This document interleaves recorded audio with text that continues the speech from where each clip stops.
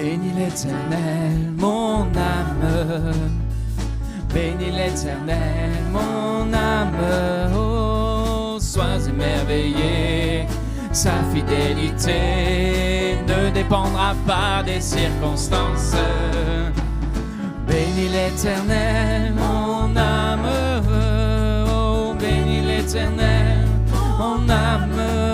Oh, écoute sa voix. Il dit que ta voix déplacera toutes les montagnes. Oh, bénis l'Éternel, oh mon âme. Quand tout s'effondre, sombre, je sais que tu es là et que m'importe si les portes se ferment sur mes pas. Je suis en marche sous l'arche de ton amour pour moi.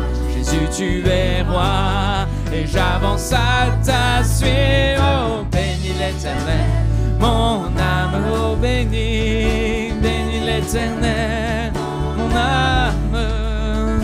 Sois émerveillé, sa fidélité ne dépendra pas des circonstances. Oh, bénis l'Éternel, mon âme. Bénis l'Éternel, mon âme. Écoute sa voix, il dit que ta foi déplacera toutes les montagnes. Oh, bénis l'Éternel, oh mon âme. Quand tout s'effondre, sombre, je sais que tu es là et que m'importe si les portes se ferment sur mes pas. Je suis en marche sous l'arche de ton amour pour moi. Jésus, tu es roi et j'avance à ta suite. Bénis l'Éternel, oh mon âme ce matin. Bénis l'Éternel, mon âme. Sois émerveillé, sa fidélité ne dépendra pas des circonstances. Oh, bénis l'Éternel, mon âme. Oui, bénis l'Éternel, mon âme. Écoute sa voix, il dit que ta foi déplacera toutes les montagnes. Oh, bénis l'Éternel, mon âme. Oui, bénis l'Éternel, oh mon âme. Bénis l'Éternel, oh mon âme. Alléluia. Voilà, bonjour à tous, à toutes. Merci pour cette invitation, cette occasion. Nous avons tellement de bonnes choses et de belles choses dans ce livre et on n'aura jamais fini de les découvrir.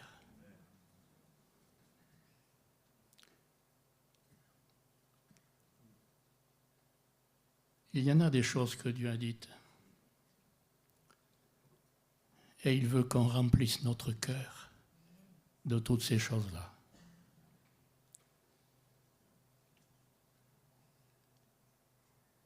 Ça, c'est la vraie richesse.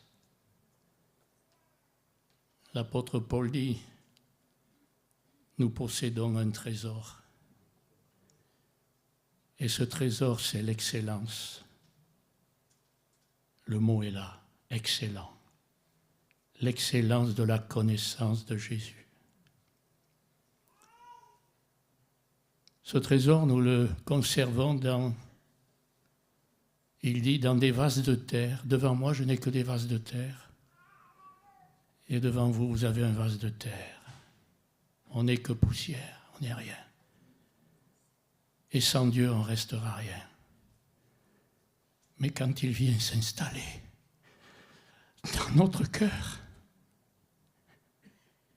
et dans notre vie, alors c'est la vie. Et Dieu ne fait pas de nous des riens. La chair, le moi, fait de nous des riens. Oui, ma chair, mon moi, mon vieil humain, ne fait de moi qu'un rien. Mais Dieu a fait une œuvre dans chacune de nos vies. C'est un miracle. Nous qui étions morts dans nos offenses et dans nos péchés, il nous a rendus à la vie. C'est écrit et on l'a vécu. J'avais 22 ans quand je l'ai vécu. C'est un miracle. Tout change. On passe des ténèbres à la lumière, de la mort à la vie. Tout ce qui est écrit est vrai, frères et sœurs, et dans le monde entier, il y a des millions, peut-être plus encore, d'hommes et de femmes de toute race, de toute langue, de toute nation, qui ont été engendrés d'en haut. Pas par une religion, quelle qu'elle soit. La religion, c'est ce que l'homme fabrique. Mais Jésus, ce n'est pas une religion. C'est Dieu qui s'est fait homme pour venir jusqu'à nous. Il a vécu comme un simple homme. C'est pas long, 33 ans. J'en ai 84, comme ça, vous voyez un peu. 33, c'est rien. Il faut voir, il a fait tout ce qu'il fallait faire. Il a tout accompli. Attendez, pendant 30 ans, il était là, tranquille, il n'a rien fait. Tout a été accompli en 3 ans et demi. Et 2000 ans après, l'Évangile est encore à l'œuvre pour changer et transformer des vies.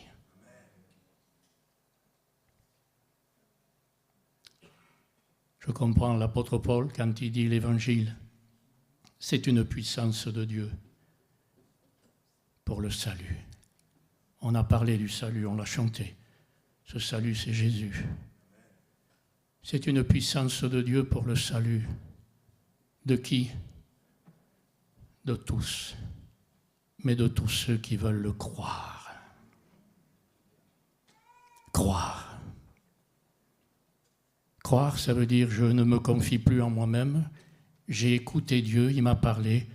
C'est en lui que je mets toute ma confiance. Je ne suis rien quand j'ai la foi.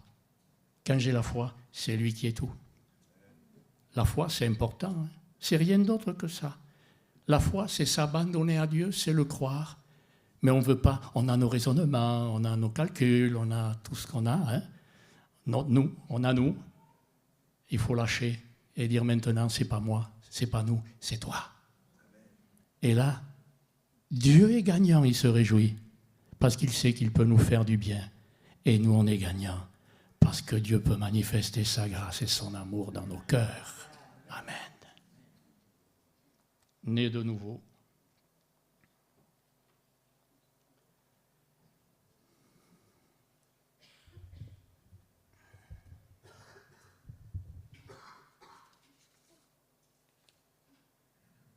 J'ai sur le cœur ce verset de l'Écriture dans l'Épître aux Hébreux.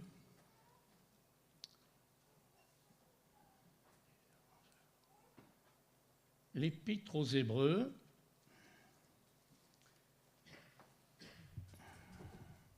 voilà, au chapitre 10 et au verset 19. Ça s'adresse à des frères, mais les sœurs sont aussi concernées. Quand on dit frères dans la Bible, c'est aussi les sœurs. Il n'y a plus ni homme ni femme en Christ, nous dit la Bible. Ainsi donc, je rajoute, frères et sœurs, ainsi donc, c'est le 10e chapitre. Ce ainsi donc fait référence à tout ce qui a été dit avant. On ne va pas le développer parce que ce serait trop long. On irait, même ce soir, ça ne suffirait pas. Il faudrait prolonger toute la nuit et demain. On ne va pas le faire. Ainsi donc, en conclusion, frères et sœurs, nous avons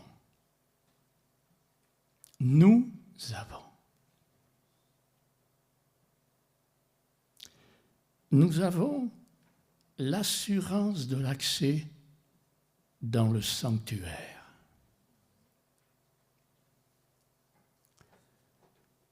Et on comprend ce qu'est ce sanctuaire.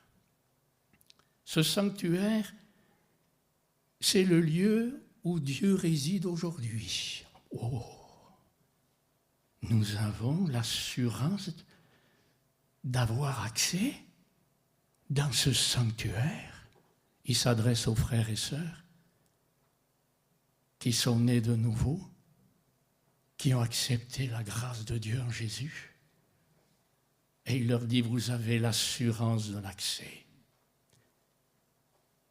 Et ce n'est pas moi qui le dis. C'est Dieu qui le dit. Vous ne croyez pas que ça vaut la peine de l'écouter? Quand il nous dit, vous avez l'assurance, croyons qu'on a l'assurance.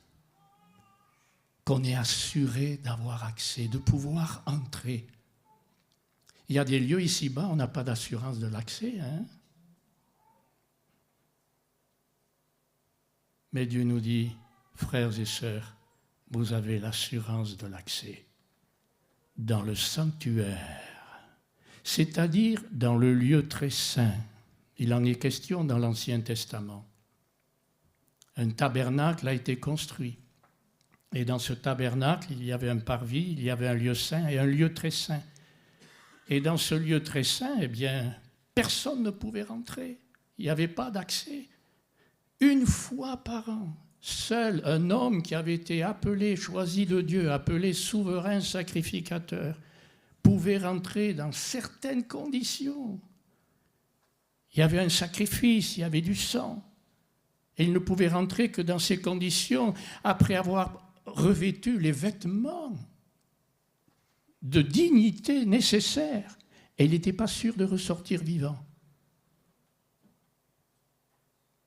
C'est Moïse qui avait fait construire ce tabernacle. Et Dieu lui avait dit, Moïse, tu fais selon le modèle qu'il y a là-haut, je te le montre. Et Moïse a construit en fonction du modèle qu'il a vu. Et frères et sœurs, ce n'est pas la peine d'aller en Israël pour entrer dans le tabernacle. Là-bas, il n'existe plus. Il a été détruit. Mais le tabernacle céleste, lui, il n'est pas détruit, frères et sœurs. C'est pas beau? Là où Dieu réside. Là où Jésus est entré après sa résurrection. C'est écrit dans Hébreux. Il n'est pas rentré dans un temple fait de main d'homme, en imitation du véritable, mais il est entré dans le ciel même. Et Dieu nous dit à nous qui sommes là, vous avez l'assurance d'y entrer. Wow. Et comment ça peut se faire? Comment je peux y rentrer? Quand je vous vois, je me dis, mais ils ne peuvent pas rentrer, ils sont là sur une chaise, ils ne peuvent même pas se soulever d'un mètre. Hein? Et Dieu nous dit de rentrer dans le sanctuaire. Frères et sœurs, tout se passe dans notre cœur. Toutes les réalités du ciel, elles se vivent là. Et c'est avec ça qu'on y rentre, hein? Avec son être profond. Ce n'est pas la chair qui peut y rentrer. Ça ne l'intéresse pas, vous savez, ma nature charnelle à moi, elle n'est pas intéressée par les choses d'en haut, elle est intéressée que par les choses d'en bas. Puis des fois, elle vient m'embêter pour me dire, écoute, j'aimerais que tu t'intéresses à moi. Hein. C'est très souvent dans la journée qu'elle se réveille comme ça. Oui, je ne sais pas vous, mais moi. Des pensées, des désirs, des sentiments, des peurs, des craintes, de l'amertume. Ah, eh oui, toutes sortes de choses. Ça, ce n'est pas fait pour le ciel, c'est fait pour le sépulcre. Dieu est bon, vous savez. Dieu a tout prévu. Et je m'en réjouis. Ma chair, elle est faite pour le sépulcre. Dieu l'a prévu pour le sépulcre. Mais il a dit, je ne vais pas le laisser dans le sépulcre, je vais créer en lui un être nouveau. Nous avons été créés en Jésus-Christ. C'est une création nouvelle. Et tout est là. Ça s'adresse à des gens qui sont nés de nouveau. Mais ceux qui ne sont pas nés de nouveau, ils peuvent naître de nouveau aujourd'hui. Hein? Et demain, Dieu est prêt.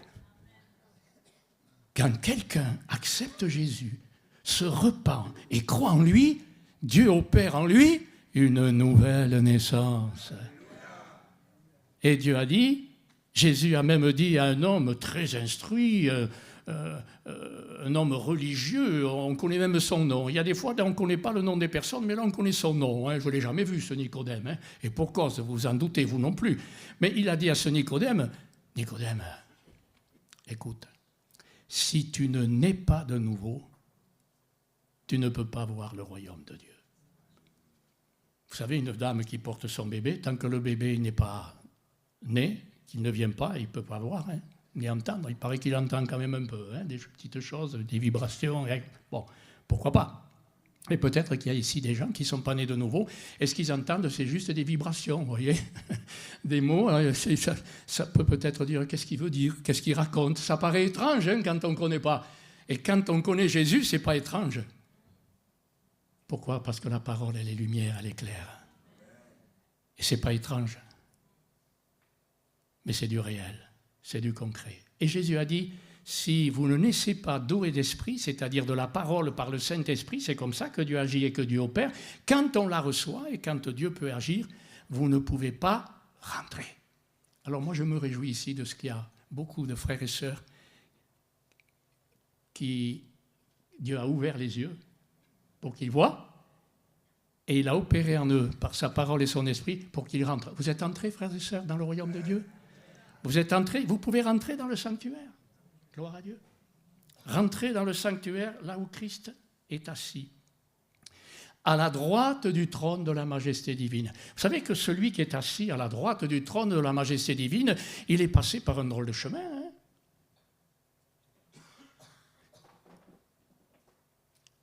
Et il a accepté ce chemin. Il existait en forme de Dieu. C'est la parole éternelle. Cette parole, elle est vie, elle est lumière. Elle est Dieu. Elle est avec Dieu. Elle est Dieu. C'est Jean qui nous le dit dans son premier chapitre de l'Évangile. C'est bouleversant. Dieu est Trinité. Mais il est un, il est Dieu. La parole est Dieu. Le Père est Dieu, l'Esprit est Dieu. Et la parole a été faite chair. La parole est devenue homme, un humain comme nous, conçu par le Saint-Esprit dans le sein de la Vierge Marie. Et voilà qu'une vie terrestre, Dieu va commencer une vie terrestre. Attendez, un Dieu qui s'est fait homme, vous connaissez la fin de sa vie?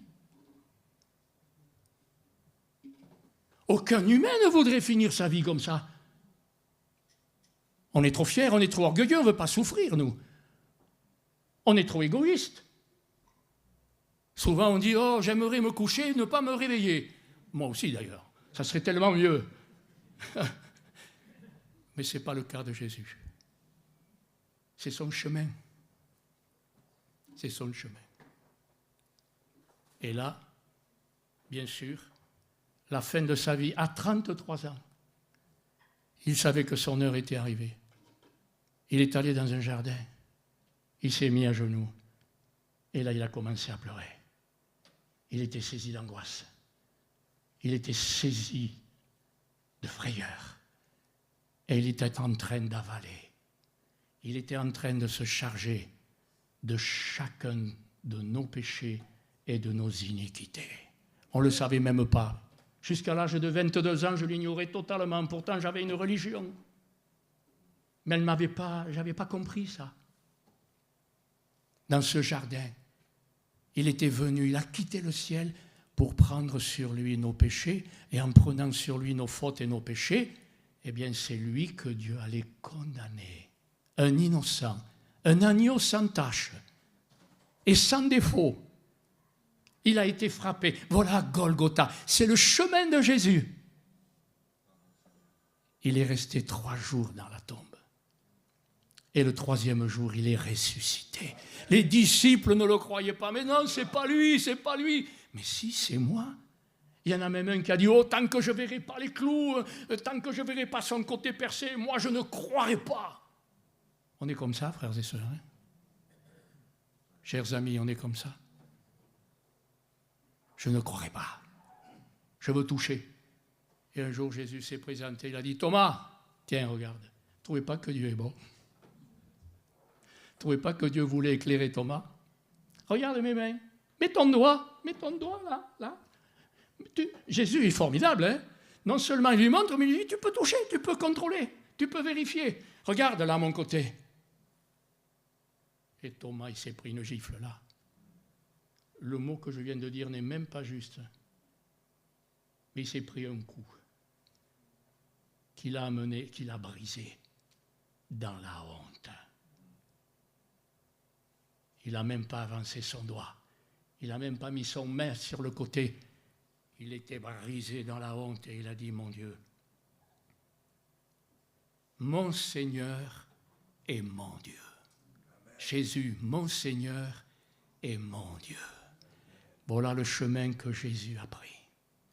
Il est ressuscité, il est vivant et il est assis à la droite de Dieu. Amen.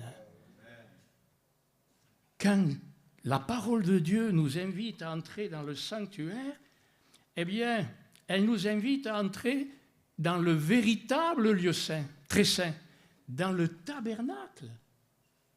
Alors, des fois, moi, au début, je ne comprenais pas. J'essayais intellectuellement de me porter là-haut, dans un imaginaire. Et puis, vous savez, petit à petit, en lisant la Bible, avec l'aide du Saint-Esprit, on commence à comprendre un peu mieux. Et aujourd'hui, je comprends un peu mieux. J'ai dit, mais non, j'ai fini avec ça. J'essayais de m'imaginer là-haut. J'ai dit, non. J'entre dans le sanctuaire parce que le sanctuaire, il est dans mon cœur. Les réalités d'en haut, les choses d'en haut, je ne les vis pas en sautant en l'air pour m'en approcher. Je ne les vis pas en me levant les bras pour les attraper ou avec des efforts intellectuels, mais dans la foi, au fond de mon cœur.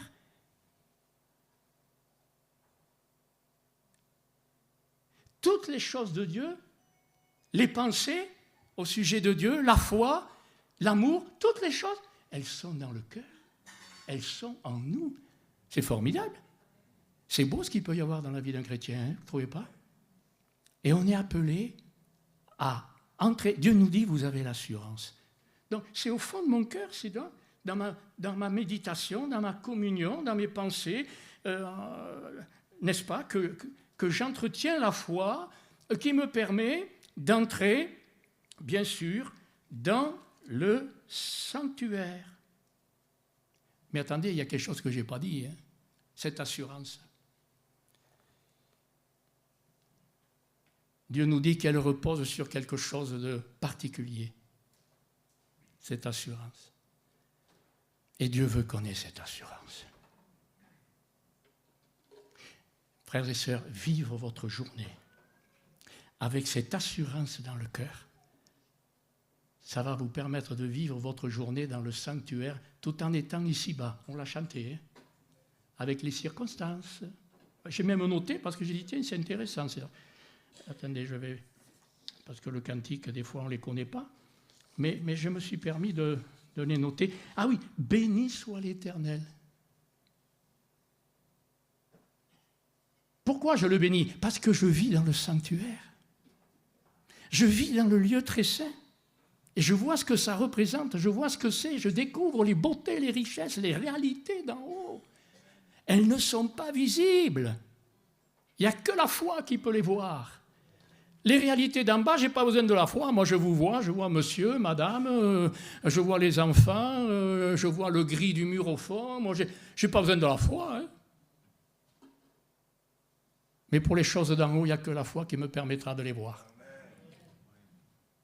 Et pour que mes yeux soient ouverts et que mes yeux ne soient pas malades, ni myopes, ni presbytes, ni tout ce que vous voudrez, ni même aveugles, j'ai la parole de Dieu. Amen. Qui me permet d'avoir la vision des choses d'en haut et d'entretenir ma vue.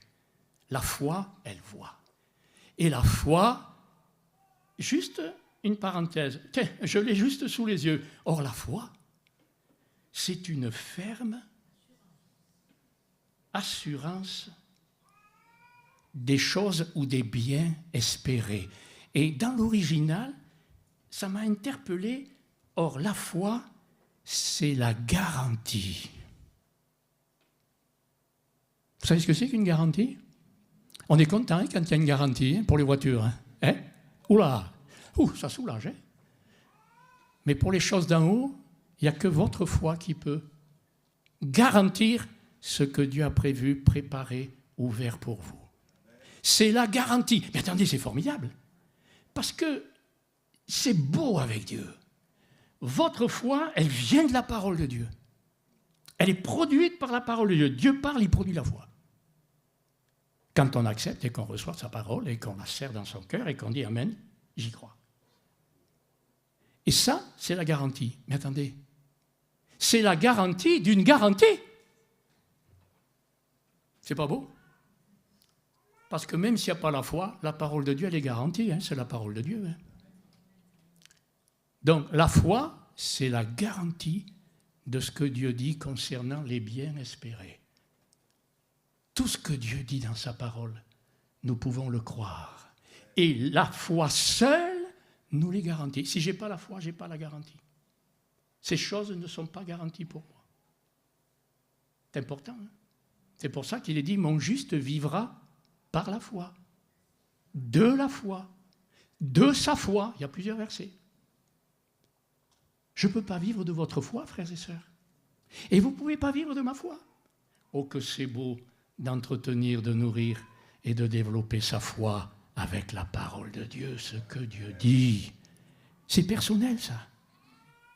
C'est à chacun. Voyez-vous?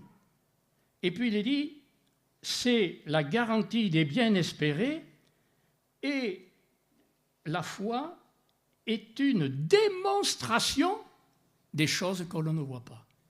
Voyez-vous, le sanctuaire, je ne l'ai jamais vu avec mes yeux, mais je le vois avec mon cœur. Et c'est une démonstration. La foi me permet de voir à l'intérieur de moi-même les réalités invisibles et une démonstration, c'est quoi? Eh bien, c'est quelque chose qui est démontré. C'est démontré. Alors, sur le plan humain, quand on fait une démonstration, on arrive à convaincre les gens. Et sur le plan spirituel, on ne voit pas. Oui, mais c'est la foi qui voit. Et la foi, c'est votre garantie concernant tout ce que Dieu dit. Et la foi, c'est une démonstration intérieure des choses que vous ne voyez pas. Frères et sœurs, vivre 24 heures sur 24 dans le sanctuaire, vous ne trouvez pas que ça vaut la peine? Je crois qu'on verrait les choses autrement. Si le cœur était rempli du sanctuaire, des choses d'en haut dans la foi, eh bien je crois qu'on verrait les choses d'en bas différemment. Les épreuves, les difficultés, les circonstances.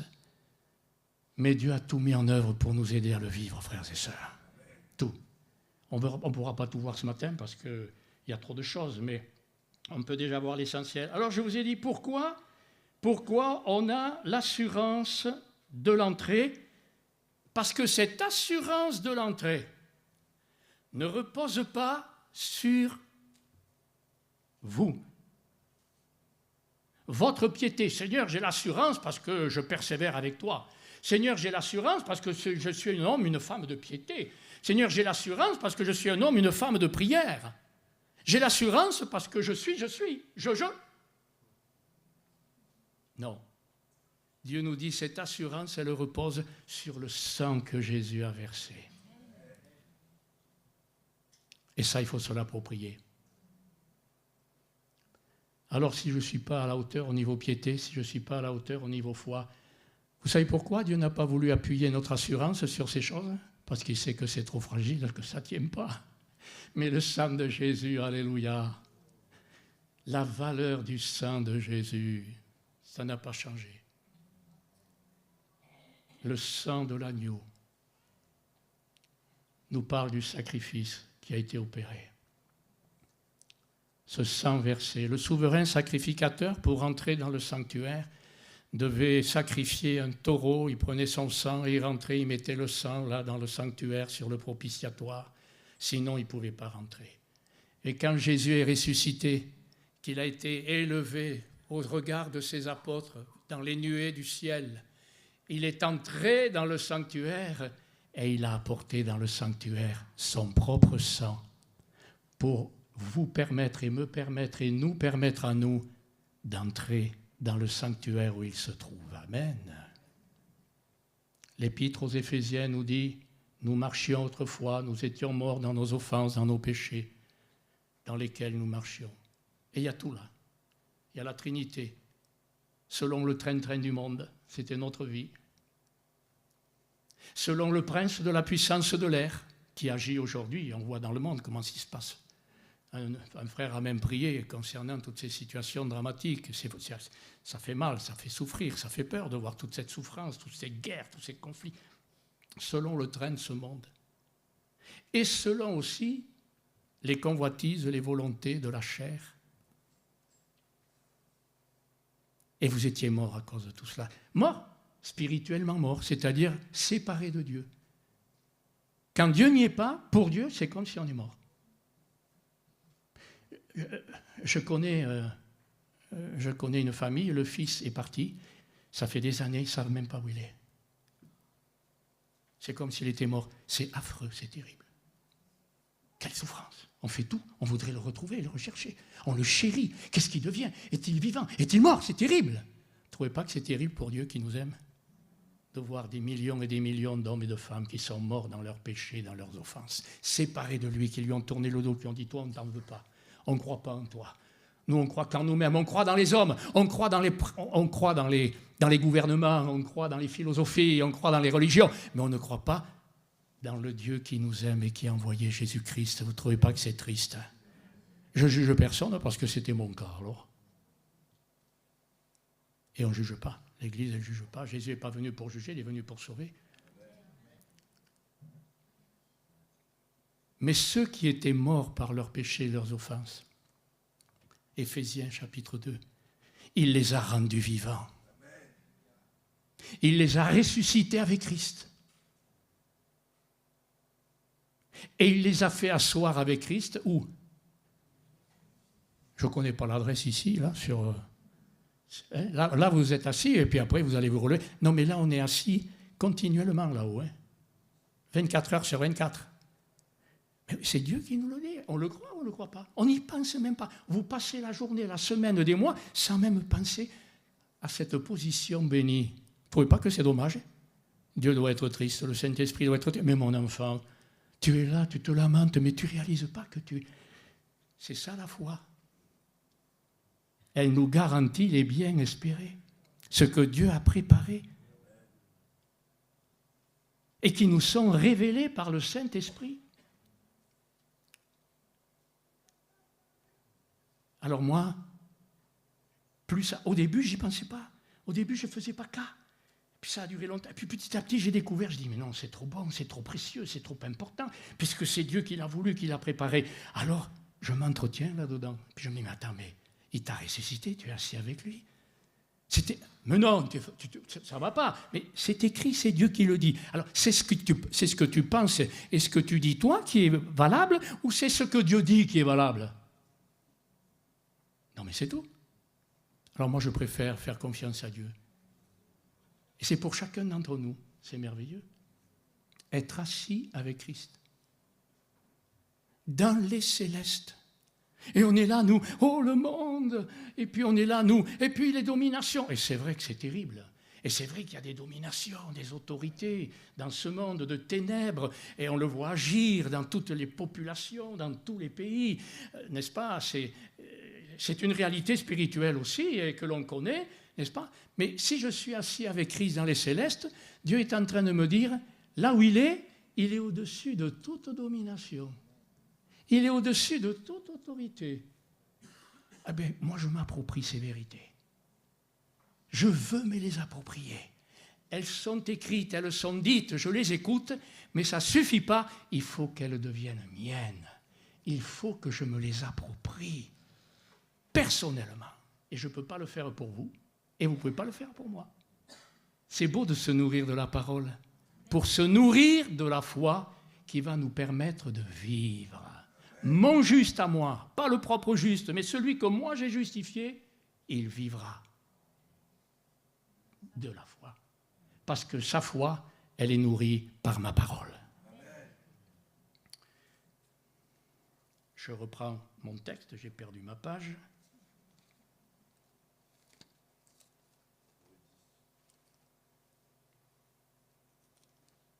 Pardon, excusez-moi. Ah, voilà. Par le sang. Par le sang. Et puis, il y a autre chose. Il nous est dit aussi qu'il y a pour l'entrée dans le sanctuaire et vivre dans le sanctuaire, il y a une route. D'autres ont traduit un chemin. D'autres ont traduit une voie, qu'importe. Hein. C'est la même chose. Que ce soit une route, un chemin ou une voie, eh bien, il faut y marcher. Et il nous est dit que pour rentrer et vivre dans ce sanctuaire, on ne peut y rentrer que par une route qui est appelée nouvelle et qui est appelée vivante. Comment ça se fait qu'elle est nouvelle? Bien parce que dans l'Ancien Testament, Dieu avait tracé une route. Et cette route, c'était la loi. Et il fallait mettre cette loi en pratique. Et Dieu savait qu'avec cette loi, les hommes ne pourraient jamais tout mettre en pratique. Parce qu'il demandait à mettre en pratique avec les efforts humains. Tu feras ci, tu feras ça, tu feras pas ci, tu feras pas ça. Et là, tu me seras agréable et tu vivras. Ta vie sera dans ton obéissance à ma loi. Et aucun humain n'a pu vivre cette loi. C'est le constat de Dieu. Hein. Moi, je ne peux pas le dire, moi, parce que je ne vous connais pas. L'avez-vous vécu ou pas? C'est à vous de répondre. Je ne peux pas le dire. Il y a des milliards d'individus sur la terre, je ne les connais pas. Mais Dieu connaît les milliards des générations passées, de la génération aujourd'hui. Il les voit tous. Et il dit, il n'y a pas un juste, pas même un seul. Tous sont péchés, sont privés de la gloire de Dieu. C'est terrible. Eh oui. Donc, ça, c'est le chemin, la route ancienne qui mène à la mort. C'est pas une route. Et il y en a aujourd'hui qui veulent retourner à la loi. Même après avoir entendu l'Évangile, aujourd'hui, il y en a qui reviennent vers la loi et les pratiques de la loi. C'est insensé. C'est ce que les Galates faisaient. Et Paul leur dit, mais on vous a fascinés, on vous a envoûtés. Non, il fait tout, il leur dit tout pour essayer d'éclairer, d'ouvrir leurs yeux pour qu'ils reviennent à la foi en Jésus-Christ. Il y a un chemin nouveau et un chemin vivant. Et ce n'est pas la loi. Mais ce chemin nouveau, il nous est dit, et vivant, il nous est dit que c'est Jésus qui l'a inauguré. Inauguré, ça veut dire qu'il est passé devant. Inauguré, ça veut dire qu'il a ouvert le chemin. C'est Dieu qui a ouvert le chemin. Et c'est Jésus qui a été envoyé par Dieu qui a inauguré le chemin. Et ce chemin, il nous est dit qu'il passe au travers du voile. C'est curieux, hein, ça. Quand on lit ça, ça interpelle. Rien qu'en lisant ça, si on le lit pour la première fois, on n'y comprend rien du tout. Mais quand on lit toute la Bible, on comprend beaucoup de choses. Ça s'explique. Parce qu'il est question du voile dans l'Ancien Testament, il est question du voile dans les Évangiles, et là, il est question du voile dans l'Épître aux Hébreux. Et aujourd'hui, que je vous parle, il est question du voile. Toujours une réalité. Ce chemin, il passe au travers du voile, c'est-à-dire de sa chair. Jésus l'a inauguré. Et ce chemin que Jésus a emprunté, nous sommes appelés à l'emprunter pour pouvoir entrer, se maintenir et vivre au fond de notre cœur dans le sanctuaire. Être assis avec Christ. Une vie de ressuscité. Frères et sœurs, je vous garantis, ce n'est pas ma chair, ma vieille nature qui peut emprunter ce chemin, elle ne le veut pas. Elle a horreur de ce chemin. Elle a préparé un autre chemin. C'est le monde. C'est les convoitises du monde. C'est les convoitises de la chair. C'est ça son chemin. Mes frères et sœurs, quand quelqu'un est mort, il ne peut plus emprunter le chemin. Ah, vous êtes mort, monsieur Zanelato? Oui, frères et sœurs, je suis mort. Je suis mort. Et je m'en réjouis. Je suis mort dans la mort de Christ.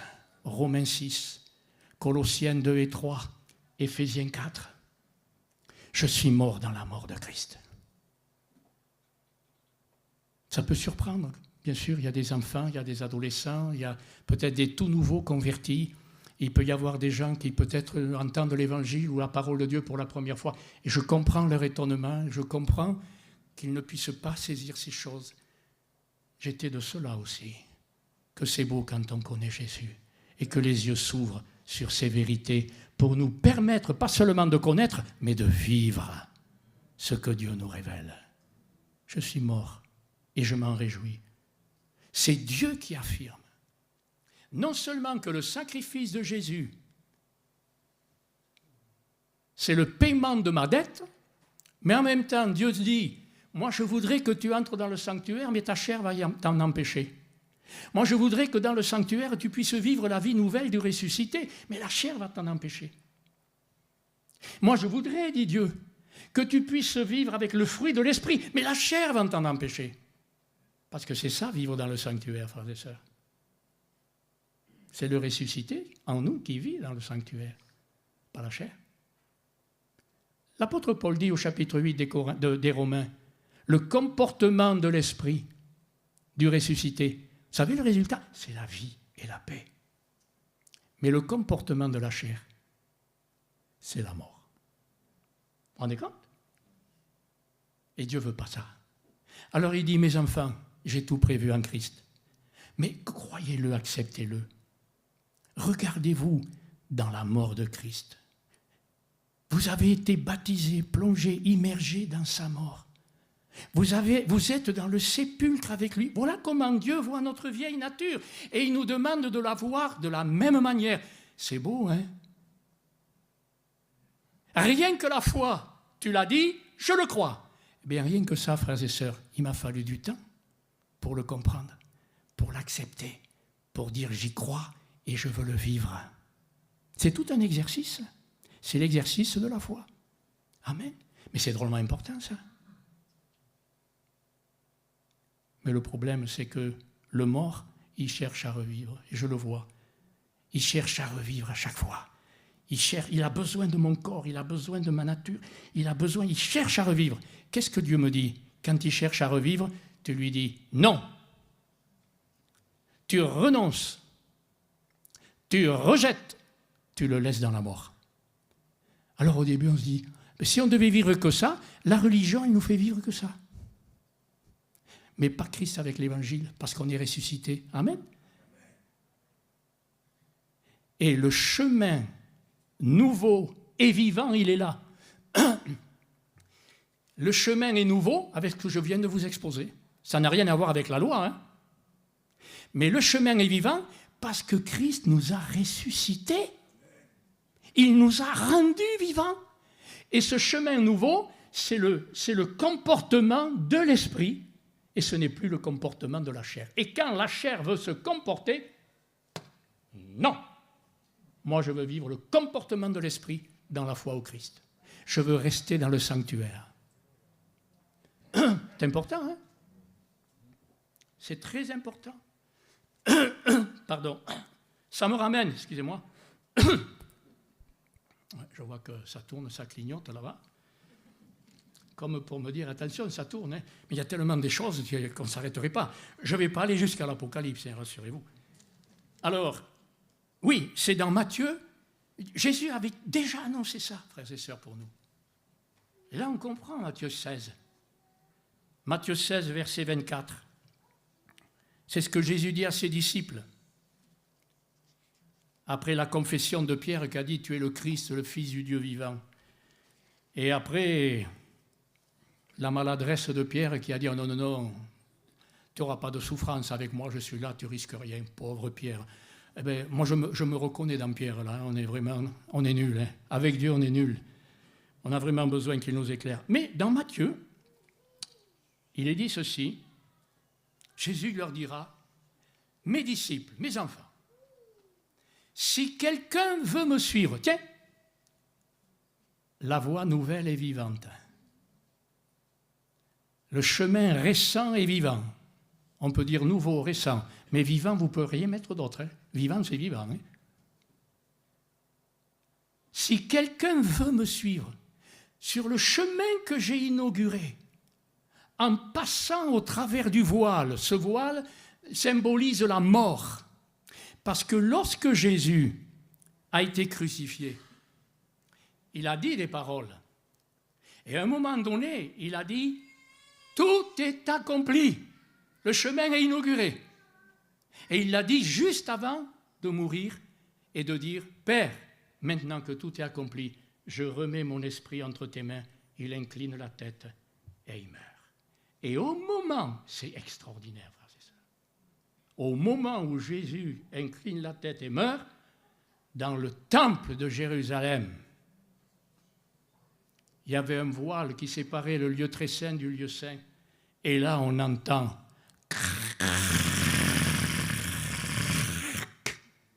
depuis le haut. Ce n'est pas déchiré d'en bas, hein, comme pour dire c'est un homme. C'est Dieu qui l'a déchiré. Des mains invisibles ont déchiré ce voile. Depuis des siècles, il y avait un voile. Personne ne pouvait rentrer. Seul le souverain sacrificateur, une fois par an, le voile est déchiré. Quand il y avait le voile, le Saint-Esprit montrait que le chemin n'était pas ouvert. Mais maintenant, le Saint-Esprit montre que le chemin est ouvert, frères et sœurs. Et ce chemin est ouvert pour toi, ma sœur, pour toi, mon frère, pour moi, pour chacun d'entre nous et pour tous les pécheurs qui se repentiront. Ils vont vivre les choses d'en haut, les choses du ciel. Et ils vont les vivre ici-bas sur la terre, malgré l'épreuve, malgré les souffrances, malgré les persécutions. Regardez Paul. Jeté en prison, ils chantent les cantiques, ils bénissent l'homme. Pourquoi? Parce que même en prison, enchaînés avec les fers aux pieds, leur cœur est dans le lieu très saint, dans le sanctuaire. Amen. C'est extraordinaire. C'est ça qu'on est appelé à vivre, que Dieu a préparé et que Dieu a prévu pour chacun d'entre nous. Alors Jésus a dit, si quelqu'un veut me suivre. Ah bon? Si quelqu'un veut, tu veux ou tu veux pas? Dieu ne nous impose, le diable nous impose, hein, le diable impose au monde, hein, le diable imposait dans ma vie, hein, le péché s'impose, mais Dieu ne s'impose pas, c'est si tu veux, il te laisse la liberté, le choix. Oh, il peut t'aider, il peut t'éclairer, mais il te laisse, c'est toi qui feras le choix. Et Jésus dit, si quelqu'un veut me suivre sur le chemin que j'ai inauguré, premièrement, qu'il se renie lui-même. Qu'est-ce que c'est se renier? Oh, je ne te connais pas, toi, je ne veux pas faire avec toi. C'est pas ça? C'est ce que Pierre a fait avec Jésus. Hein? La chair, elle renie Jésus. Mais l'humain nouveau que Dieu a créé en nous renie la chair. Il se renie lui-même. Je n'ai pas à renier mon frère ou ma sœur, même si je ne suis pas d'accord. J'ai à me renier moi-même. À renoncer, mais c'est renier le verbe. C'est fort, hein? Si je ne me renie pas, je ne peux pas le suivre, parce que le chemin est nouveau, il est vivant. Il n'est pas fait pour la chair. Si quelqu'un veut me suivre, qu'il se renie lui-même. Deuxièmement, qu'il se charge de la croix. Oh là là. Oh, il y en a qui se chargent de la croix, ça ne change pas grand-chose, c'est du spectacle. On se charge de la croix, on se présente, on pavane, vous voyez, je représente Christ, etc. Puis après, on me laisse la croix, puis on continue, et on peut même vivre dans le péché et supporter une croix. Hein. Tandis que là, c'est différent. Qu'il se charge de la croix, c'est-à-dire des conséquences de sa vie nouvelle en me suivant.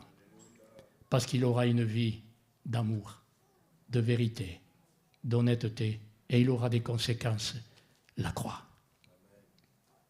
Qu'il se charge de sa croix et qu'il me suive. C'est étonnant ça. Tu veux me suivre? Deux choses que je te demande. Renie-toi toi-même, accepte la croix, et là tu me suis. Mais quand tu vas le suivre, tu vas le suivre dans une vie de résurrection. Amen. Tu vas le suivre dans une vie nouvelle. La vie de résurrection, la vie nouvelle. Donc Jésus déjà parlait de ces choses qui nous sont mentionnées dans, et je vois que le temps passe, il faut que je termine, et mentionnées dans l'épître aux Hébreux, les choses sachères.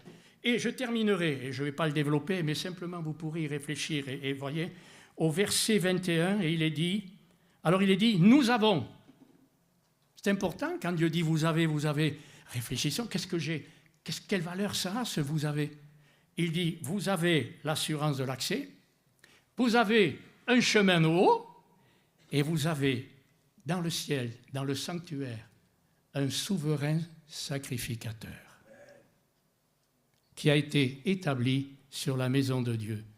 Celui qui a été crucifié pour nous comme un agneau sans tache, il est aussi un sacrificateur, c'est-à-dire un paraclète.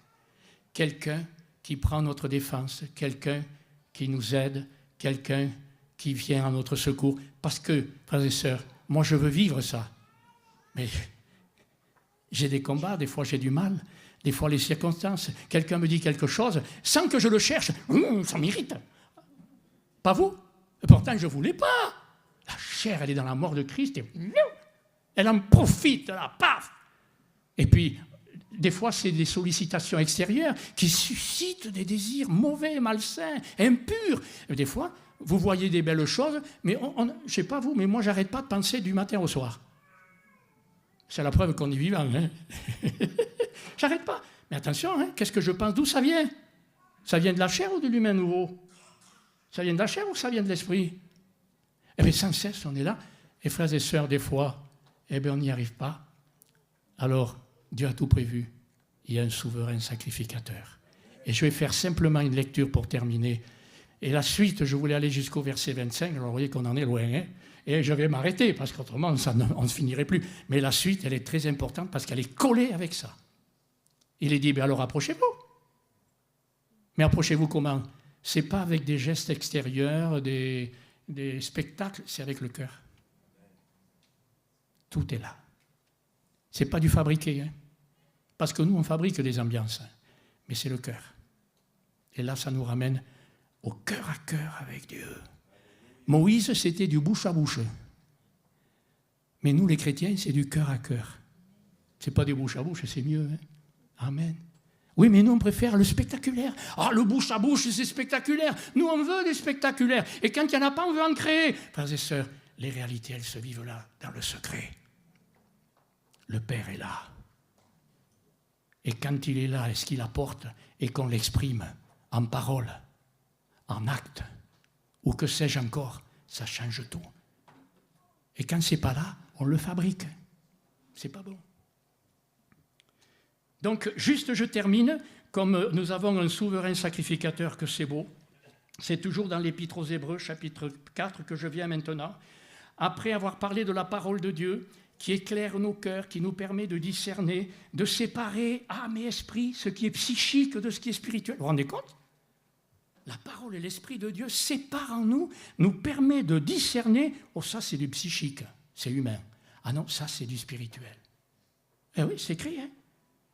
Et la parole, elle juge les sentiments, les pensées, les intentions, les réflexions du cœur. Donc c'est le profond.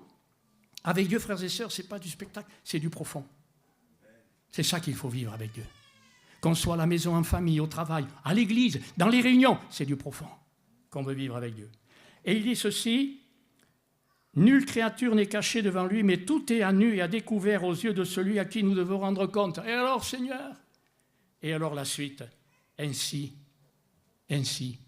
puisque nous avons un souverain sacrificateur qui a traversé les cieux. Mais nous aussi, on a traversé les cieux, puisqu'on est dans le sanctuaire. Gloire à Dieu.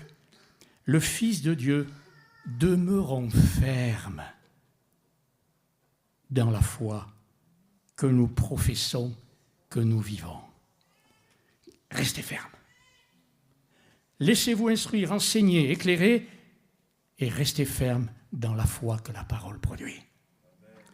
Car, alléluia, oh que c'est beau d'écouter Dieu, écoutons-le, car mes enfants, vous n'avez pas un souverain sacrificateur qui ne peut pas compatir à vos faiblesses. Il ne peut pas ne pas compatir. Vous savez que ça me soulage, moi, de savoir que quand je ne suis pas au top, je peux m'adresser à quelqu'un qui est dans mon cœur par le Saint-Esprit. Jésus comparé là-haut pour moi, et le Saint-Esprit est dans mon cœur pour moi. Dieu a tout prévu. C'est magnifique. Je ne suis pas orphelin. Et il dit ceci, le Fils de Dieu, car nous n'avons pas un souverain sacrificateur qui ne puisse pas ne pas compatir à nos faiblesses. Que tu es bon, mon Dieu. Vous savez, nous les forts, quand on voit les faiblesses des autres, c'est pas vrai? C'est charnel ou c'est spirituel, ça? Oh, qui c'est qui a dit ça? Eh bien, elle a raison, la sœur, hein? Eh oui. Mais quand on est spirituel et qu'on voit les faiblesses des autres, et qu'on sait quelles sont nos faiblesses, on les aime et on va essayer de les aider. Ça change tout, hein, de vivre dans le sanctuaire, frères et sœurs. Ça change tout. Et Jésus va nous faire vivre ce que lui il est et ce qu'il vit. Ce que Dieu est et ce qu'il vit. Vous ne croyez pas que ça vaut la peine de vivre la vie chrétienne comme ça? Alors, attendez, hein, c'est ce que je crois, c'est ce que je veux vivre, mais attendez, je ne le vis pas à la perfection, hein, mais je m'efforce de le vivre. C'est du quotidien, frères et sœurs, ça. Marcher sur ce chemin, grâce au sang, c'est du quotidien. Dans la famille, dans la maison, relations, épouse, femme, les enfants, au travail, les collègues, dans l'église, c'est du quotidien. C'est du concret, hein. Vivre dans le sanctuaire, ça ne nous met pas dans les nuages, la tête en l'air. Non, non, non. Mon cœur est dans le sanctuaire, mais je reste très conscient de ce que je suis. Je le vois, je le découvre, je le renie, j'y renonce. Tu es dans la mort de Christ, et quand je dégage la chair, c'est pas moi qui peux produire, hein. C'est l'Esprit de Dieu qui va produire en moi parce que je lui laisse le terrain. Et j'ai remarqué que quand j'ai une mauvaise pensée, quand j'ai une amertume, je ne suis pas en paix. Et je n'ai pas la vie. Je ne suis plus dans le sanctuaire. La chair, elle m'attrape, elle me dit, allez, viens avec moi. Et quand je dis non, je suis mort avec Christ, ça, j'en veux pas, je me dégage. J'ai une paix qui vient et c'est la vie. C'est pas moi qui le fabrique. C'est pas beau. C'est formidable. C'est exactement ce que Dieu dit, c'est ce que Paul vivait, et c'est ce qu'il a écrit sous l'inspiration du Saint-Esprit. Alors écoutez, j'ai encore ouvert des parenthèses, il faut que je continue. Car nous n'avons pas un souverain sacrificateur qui ne puisse compatir à nos faiblesses. La suite. Au contraire. Vraiment, Dieu insistait. Mais au contraire, mes enfants. Il compatit à vos faiblesses. Il ne peut pas faire autrement quand il vous voit là, de ne pas compatir. Compatir, c'est souffrir avec. Il se met avec vous. Il est avec vous. Il s'associe à votre faiblesse. C'est pas ce qu'on fait des fois, hein, entre nous. Hein. Il faut descendre au niveau de chacun. Jésus, il descendait au niveau de la Samaritaine. Il descendait au niveau de Nicodème. Il descendait au niveau du lépreux. Jésus est descendu à notre niveau. Frères et sœurs, que l'Église puisse descendre au niveau des frères et sœurs et au niveau de ceux qui nous entourent. C'est important. Il a été tenté comme nous en toutes choses, sans commettre de péché. Alors, approchons-nous. La chair, elle ne veut pas s'approcher, mais moi, je veux m'approcher. Approche-toi, toi qui es né de nouveau. Approchons-nous donc avec assurance, l'assurance, grâce au sang, du trône de la grâce. Pourquoi? Afin que tu obtiennes miséricorde.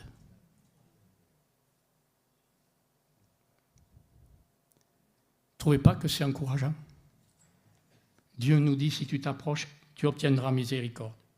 Et puis il dit aussi, et tu trouveras grâce. Et il va te secourir au moment opportun. Des fois, j'y arrive, et si quelqu'un n'y arrive pas malgré ses efforts, je ne peux pas, ça me domine, cette amertume, je ne peux pas. Eh bien, si tu t'approches du trône de la grâce, sans maquiller, Seigneur, tu le sais, voilà, j'ai une amertume, je supporte plus ce frère, cette soeur. Seigneur, mais je ne peux pas vivre comme ça, je n'ai pas la paix, et puis je ne te glorifie pas. Seigneur, tu es un souverain sacrificateur miséricordieux et compatissant. Seigneur, je viens à toi. Tu trouveras grâce au moment opportun. Même si ça ne vient pas tout de suite, Dieu a prévu le moment, et le moment où il interviendra, ça sera le moment opportun. Que Dieu soit béni. Amen. Merci Seigneur. Nous te bénissons, notre Dieu. Je te bénis pour ta parole. Le ciel et la terre vont passer, mais Jésus a dit, ma parole ne passera pas.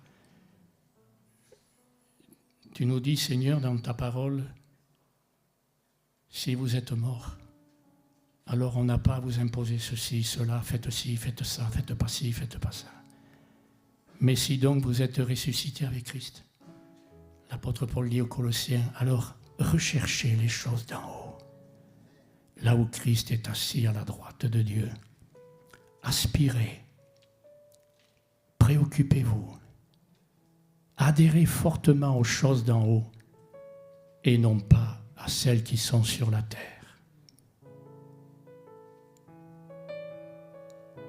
Gloire à Dieu.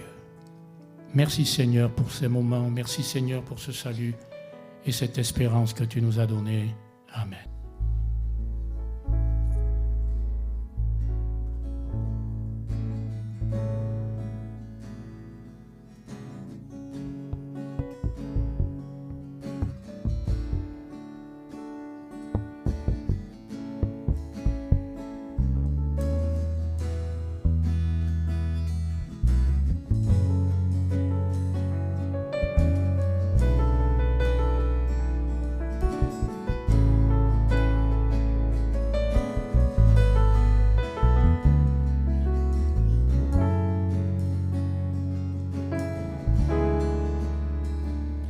Dieu est puissant, il est juste et grand, il peut tout accomplir, plus grand que nos pensées, plus grand que nos désirs, il a fait de grandes choses, élevé, il a vaincu la mort.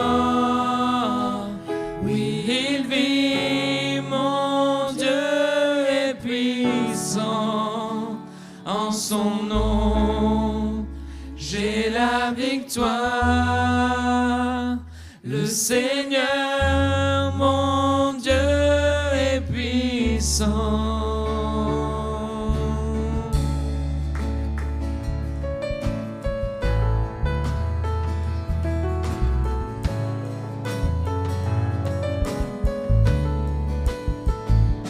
Dieu vit en nous. Parmi nous, il ouvre la voie, plus grand que nos attentes, plus grand que nos espoirs, il a fait de grandes choses, élevé, il a vaincu la mort.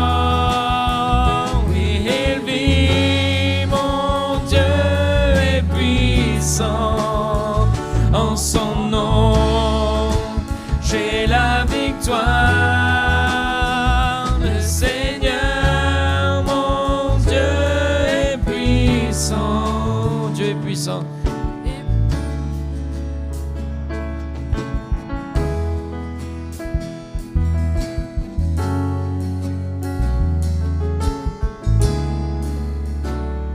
Dieu est puissant. Juste et grand, il peut tout accomplir,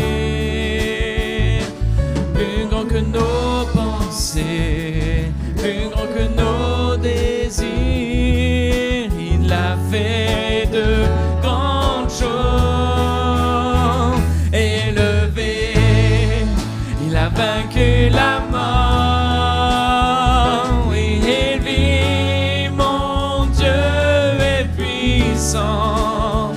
En son nom, j'ai la victoire. Le Seigneur, mon Dieu, est puissant, élevé, il a vaincu la mort. Oui, il vit, mon Dieu est puissant. En son nom, j'ai la victoire. Le Seigneur, mon Dieu est puissant. Dieu est ici, sa grâce nous conduit. Il ne s'éloigne jamais, il ne s'éloigne jamais.